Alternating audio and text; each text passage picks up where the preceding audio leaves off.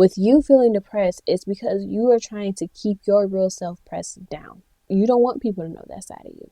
Or you're constantly worrying and you're putting yourself in a state of worry where you're just accepting defeat, where you're preparing for the worst to happen. You don't want to speak up on what's happening, so you're deciding to keep it in your mind. And so now, because you're not letting it out, because you don't have a firm foundation, because you don't trust people, because you're not praying, because you're not fasting, because you're not getting to the root of things, you accepted defeat and now you're depressed.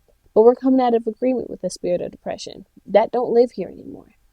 So we're going to flip to Matthew 6 and we're going to start at verse 25. Therefore I say to you, do not worry about your life, what you will eat or what you will drink, nor about your body, what you will put on. Is not life more than food, and the body more than the clothing?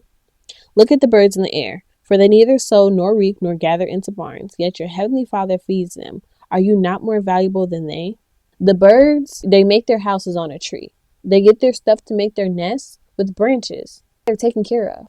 Their food, they always get food. Yeah, you got people that got their bird feeders out, but regardless, they're going to always get some food. When it rains, worms come out. Mothers can go down and get those worms and feed their babies. If they can do that and all they do is fly, how much more do you think your Father will do for you? Which of you by worrying can add 1 cubit to his stature? In some version it said, how many of you by worrying can add a single hour to your life? You can't do anything by worrying. You're losing time by steady worrying. And most of the time when you're worrying, it's because you're believing a lie, you're leaning on your own understanding, and you're not trusting in God. So why do you worry about clothing? Consider the lilies on the field, how they grow. They neither toil nor spin. Yet I say to you that even Solomon in all his glory was not arrayed like one of these. If God so clothe the grass in the field, which is today and tomorrow is thrown into the oven, will he not much more clothe you, O you of little faith?